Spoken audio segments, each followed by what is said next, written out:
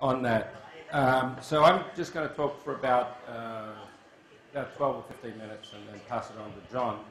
And both of us want to talk about asset build and entrepreneurship in the sporting industry.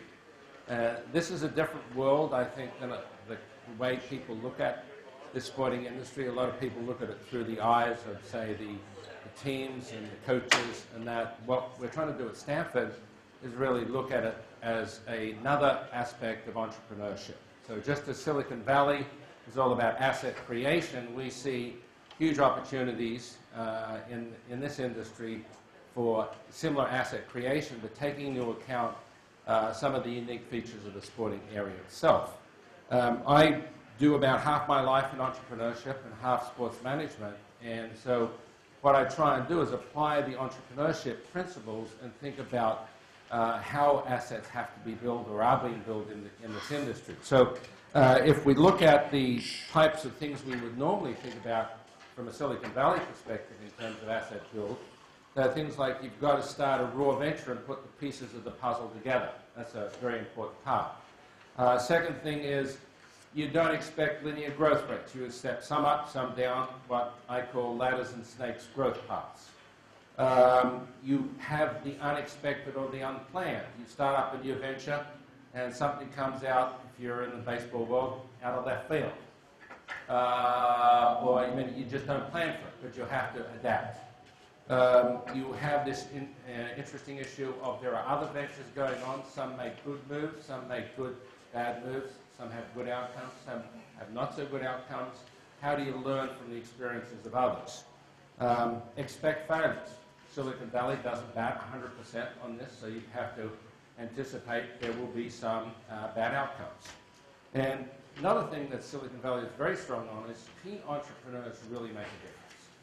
And I think if you look at the sporting world, on the business side, some of the most creative work done by people, not who have been coaches, not who have come from the player side, but really have been very dramatic in terms of asset build of something that may have been 10 years ago zero, but now is $1 billion. And I think that's where we come from. I'll give you a couple of examples. If we think about new leagues being set up, we have seen just a continued train of about every 2 or 3 years, a new league will be set up. Some work, some don't. XFL was something that came about in 2000, 2001. There are lessons to be learned from the XFL. Actually, there's some very good lessons to be learned from the XFL. Broadcasting innovations in that sport were phenomenal in terms of some of the things that are now standard fare in terms of television broadcasting came smack out of the XFL. There was another aspect of the XFL where we learned quite a lot from, and that was expectations management. They hyped and hyped and hyped that league so that they said if we don't get a 10 in the ratings, it's a catastrophe. Well, they did get a 10 for the first half hour of the first game. And then it went zoom, like this. And within about 2 games, it was down to a 2. And NBC pulled the plug on the joint venture with XFL and made a public announcement about 4 weeks later.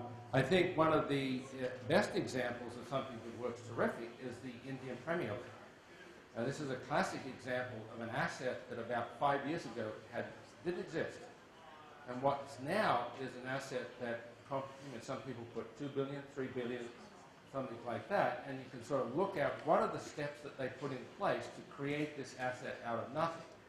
And basically, there was a breakaway league in India called the ICL, which was an attempt by a group who were blocked out by the BCCI, which was the controlling body of cricket in India, and the BCCI came in and shut them down. Whether you call it collusion or not, but they effectively shut them down and said, we're going to run our shop. And you can look at the Indian Premier League very much as an asset build, very much the way that we look at a Silicon Valley asset build.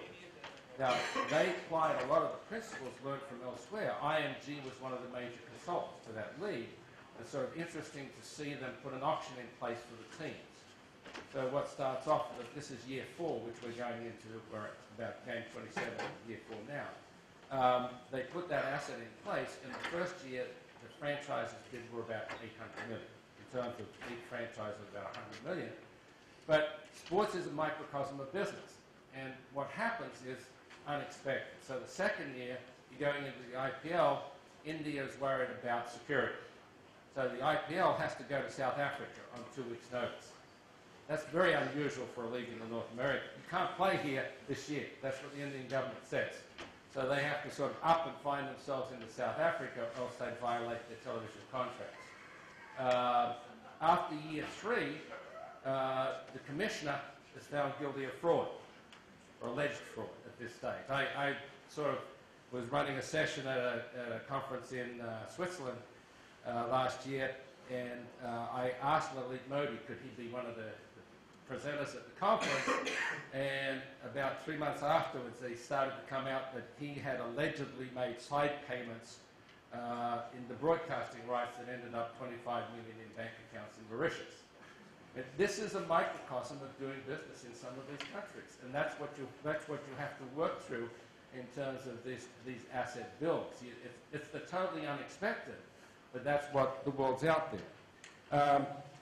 Another example of great asset build is Betfair, which is a company in the UK, started off 99-2000, and they do sports gambling. And sports gambling in large parts of the world is legal. And again, zero asset value. In 99, two companies got together, Flutter and Betfair, and it just went IPO on the London Stock Exchange for over $1 billion. And this is the economic foundation of some of the leagues in terms of large revenues. And you can look at the way they built that venture as a classic early stage entrepreneurial venture. And I think the message is part of this is as we create assets in the sporting industry, the set of skills that traditionally has been relevant has to be broadened. And this is creating quite a bit of tension in the leagues and that. And it's exemplar of that is in the social networking world, where you have people who are 50 or 55 running these leagues, and yet a large amount of enthusiasm is coming from the Facebooks and the Twitter, and they don't have any comprehension of what this world's about.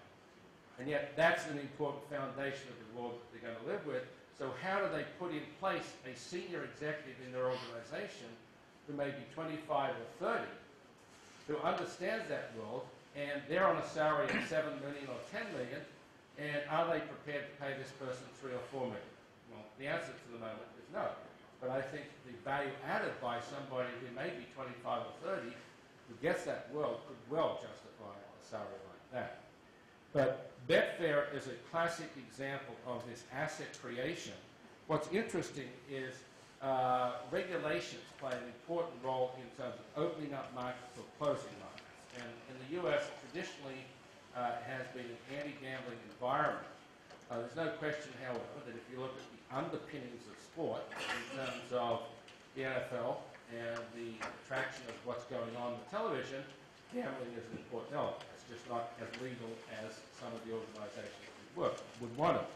But I would anticipate there will be increased pressure from sporting organizations as they find some of their revenues challenged to sort of be a little bit more proactive. The NFL led the charge against gambling, and there's the 206 Act that was part of that. But I think the anti-gambling establishment is less entrenched now than it was. Another example is UFC, the Ultimate Fighter. This was a bankrupt asset in 2000. And now, whether it's worth $1 billion or $2 billion, the floor is certainly greater than $1 billion. And you look at the creative steps by the promoters in that league, not the fighters, the promoters are just incredible. And the best fight is not the fight between the two best fighters. What they understand is you've got to match fighters with each other in terms of gripping events and those things. And this is like no different from a Steve Jobs. Dana White, who's an important element of the USC asset growth, understands that what's the right match in terms of increasing the likelihood that people will pay $60 and get 600,000 or 1 million people doing a pay-per-view. And again, that's not traditionally what we've normally thought of the sporting industry, but it's part of the asset build that's occurring now. So, I mean, it's really exciting for me to sort of be in this industry in terms of just being able to look at entrepreneurship and think about how it applies here. We run courses at Stanford, and on this, John's going to talk a little bit about asset build in the baseball industry.